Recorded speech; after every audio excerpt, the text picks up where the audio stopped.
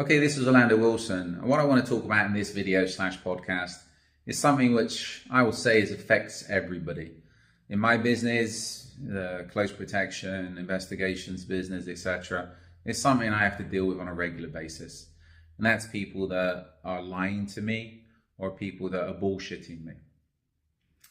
Not telling me the truth or trying to give me a story thinking I'm that stupid that I'll believe their story.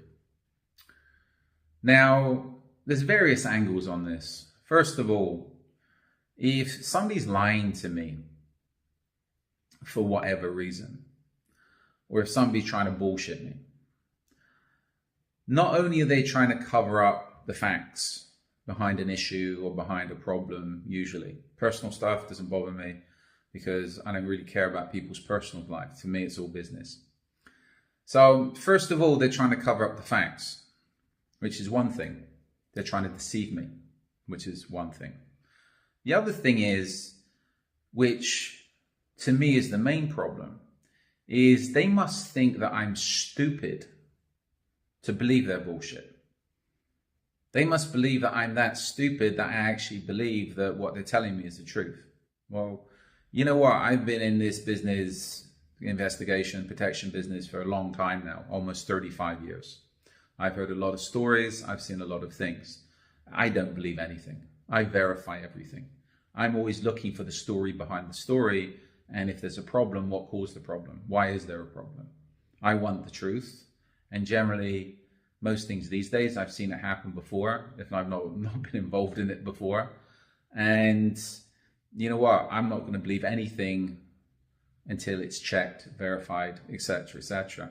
There's one quote I use. I got an article up on this type of thing. It's on my blog. It's titled First Impressions Last, but those afters are the most important, which is true. Even from if you're meeting people, and I've met, again, first meets with people, once they start spewing the bullshit, how important they are, what they've done, etc., it usually only takes a few questions to get the truth out of them. Because I was just talking to somebody just now about this. I've seen how many people claim to be able to do this, claim to be able to do that. They've done this, they've done that. And once they go out or you give them a tasking, they fall flat on their face. But there's a quote by an American writer, Connor McCarthy, that says, "I can normally tell how intelligent a man is by how stupid he thinks I am," which is true. I've come across a lot of people over the years, and it's like, so quite a few people, or somebody recently, and they're spinning you a story. It's obviously a story. You know it's a story, but they're still trying to give you this story, which is complete bullshit.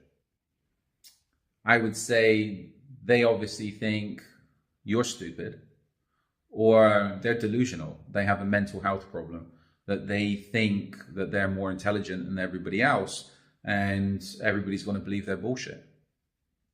Some people do. I've got other stories on where, another story for another time, where somebody, just one that's come to mind, somebody bullshitted some supposedly intelligent people and got them into a lot of trouble and lost them a lot of money. But again, that's because these people had a lot of money and they wanted to believe the story. I think it was they were too bored and they liked hearing stories, as a lot of wealthy people do. But again, back down to base level. To me, if somebody is a habitual liar, habitual bullshitter, and I have the guys work for me over the years that were. You know what? They can be good enough guys. You just can't believe anything coming out of any truth coming out of their mouths, any words coming out of their mouths. It's just, they're good for certain taskings, but they're limiting themselves at the lower end of the market. They're never going to go any higher because everybody knows that they are a bullshitter. And once, there's how many sayings out there, it's like, you can spend a lifetime building trust in somebody and it takes one incident to lose that trust completely. Yeah, I believe that 100%. I've had incidents with people where they've gone out their way and people I've known for a long time, and all of a sudden they're bullshitting for whatever reason. And it's like, okay, you've just, there's no way you're going to be trusted again with anything above your level. From a management point of view, you know what I mean? A lot of people that lie and bullshit could be their personality. Okay, no worries. Are they going to do you any harm, or are they harmless? If they're harmless and they can be used and they can be employed, okay, good to go. But it's understanding these people and understanding their limitations.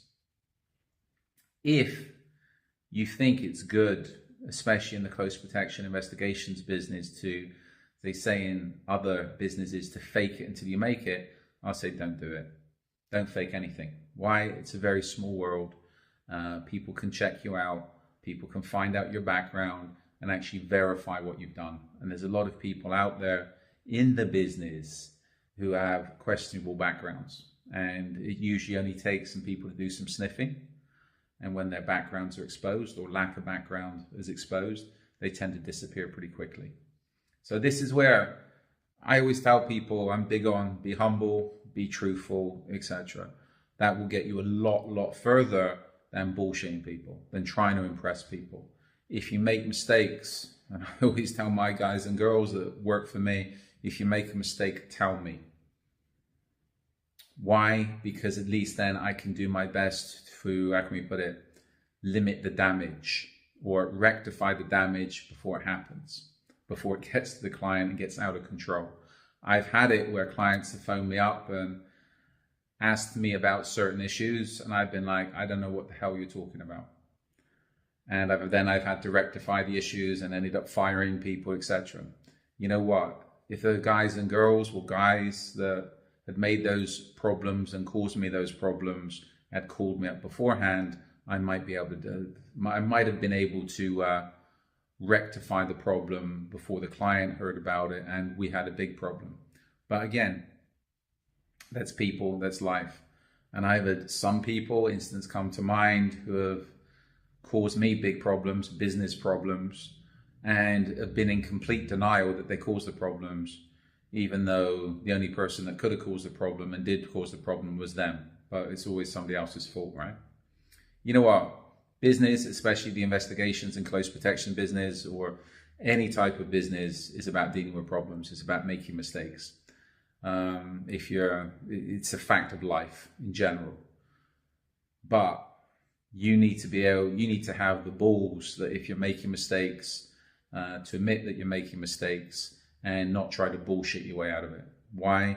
Because by bullshitting and lying, one, usually you're not that clever and you end up making a bad situation even worse. And then you end up getting the reputation for being untrustworthy, a liar, a bullshitter, etc. Which, if you don't lose your job, you're going to end up limiting your prospects in the future greatly. So, a little bit of wisdom there. In the meantime, follow me along on social media. I've got a lot more of these videos out there on various aspects of business, close protection, investigations, kidnapping, ransom, etc. Check out my books on Amazon. They cover an array of security issues, also crime fiction. We also supply an array of security consultancy services, investigations, protection services, etc. So check out my social media, follow me along on social media. If the content we got up doesn't answer your questions, feel free to reach out to me and I will get back to you. So in the meantime, be good, stay safe, stay out of trouble, and have the balls to tell the truth. If you don't have the balls to tell the truth, I pity you.